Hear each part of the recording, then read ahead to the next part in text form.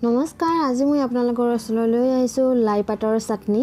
আৰু আপোনালোকে সকলোৱে মোৰ ভিডিঅ'টো শেষলৈকে চাব। ভিডিঅ'টো চাই ভাল পালে লাইক কৰিব আৰু ফ্ৰেণ্ডছ আৰু ফেমিলিৰ মাজত শ্বেয়াৰ কৰি দিব। আৰু এই চাটনিখন সকলোৱে বনাব জানে আৰু সকলোৱে বেলেগ বেলেগ ধৰণে বনাই খায়। আৰু আজি মই আপোনালোকৰ ওচৰলৈ শ্বেয়াৰ কৰিম আৰু মই কেনেকৈ লাই পাতৰ চাটনি বনাই খাওঁ এইটো ৰেচিপি আপোনালোকলৈ শ্বেয়াৰ কৰিলোঁ। আৰু মই লৈছোঁ এতিয়া কুমলীয়া লাই পাত লৈছোঁ।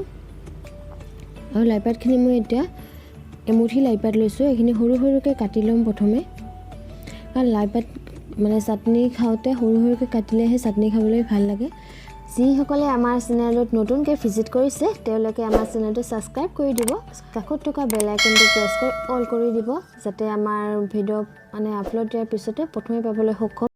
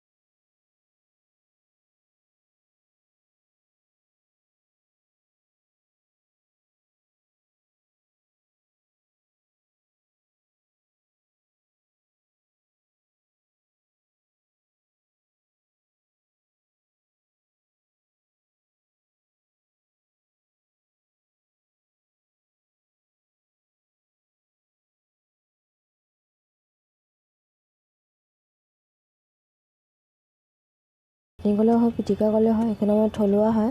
আপোনালোকে কেনেকৈ বনাই খায় মই নাজানো, কিন্তু মোৰ নিচিনাকৈ এবাৰ বনাই খাব, বহুত টেষ্টি হয় খাবলৈ। আৰু এনেকৈ ট্ৰাই কৰিব পাৰে। ধন্যবাদ আপোনালোক সকলোকে ভিডিঅ'টো চোৱাৰ বাবে।